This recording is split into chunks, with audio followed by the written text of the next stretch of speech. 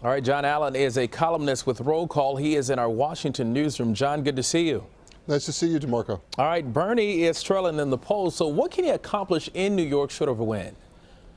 Well, I think, look, Bernie Sanders, in order to win the Democratic nomination, is going to have to win big states with diverse populations like New York, New Jersey, California, that are still on the map.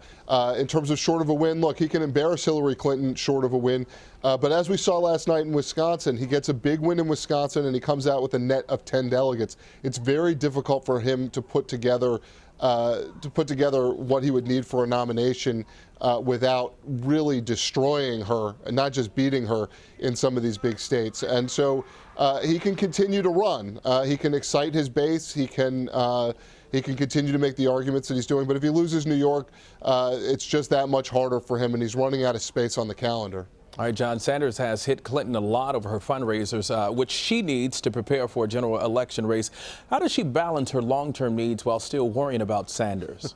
Well, look, the answer is where she's voting with her feet, which is to go to those fundraisers. She's not able to compete with him for grassroots fundraising. He's done such an incredible job of generating enthusiasm among grassroots donors, among small donors. And what it means is he's got an effective advantage in terms of his time. That is, he can send out an email, which doesn't require much from him, and raise $5 or $6 million in a day. She goes out and has to hit these big fundraisers, and it hurts her argument in the campaign because Bernie Sanders has made such an effective case against her with Democrats that she's relying too heavily on wealthy donors. All right, and Sanders says he has momentum, does he? That's a big question. He's got a lot of supporters, but is it really working for him? Well, he's got a string of consecutive victories. I'm not sure that momentum is the way that I would describe it. I think each of the states is a different election. And in some cases, they can be affected by each other. But I'm not sure that a whole lot of people in Manhattan look at what happens in Wisconsin and say, well, boy, we really ought to be doing what the people in Madison or Milwaukee are doing. So I think each of them is a different election. I think if you look at the overall race right now, it's hard for him to find a place to get to the nomination. If you look at the metrics, she's at 2.4 million more votes. She's got 200 more or so pledged delegates. She's got a lot more super delegates, 470 or so to about 32. There aren't any metrics by which Bernie Sanders is winning this election, but he is hanging around. He is making things tougher for her, and you can tell it's getting under her skin. All right, John, I want to switch to Republicans now. Cruz in Wisconsin, of course, makes a contested GOP convention more likely.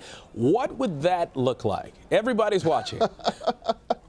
A Rorschach test, some ink blot. Look, I think what you're going to see there most likely is that there will be some sort of contested convention. That is to say, it looks like Donald Trump's going to have a hard time getting the 1,237 delegates he needs for a majority, which means that they'll probably end up going to multiple ballots there unless he's able to sway some pledged delegates in his direction or some uncommitted delegates in his direction. There is a pool of those folks. But it looks more and more likely that we're going to have multiple ballots there.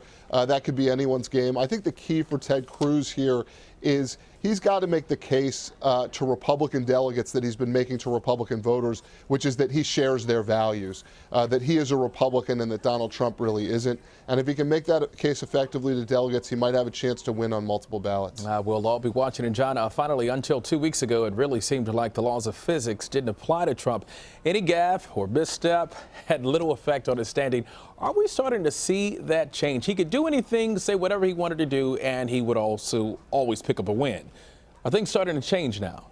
I think he had a really, really bad week last week and a little bit the week before. I think the attacks on women, particularly on Heidi Cruz, but also there were some other women who have suffered for Donald Trump attacking them. That I think that's been very hurtful to him with Republicans, not just women, but also other Republicans who don't like the attacks. And then, of course, there was the big flub on abortion.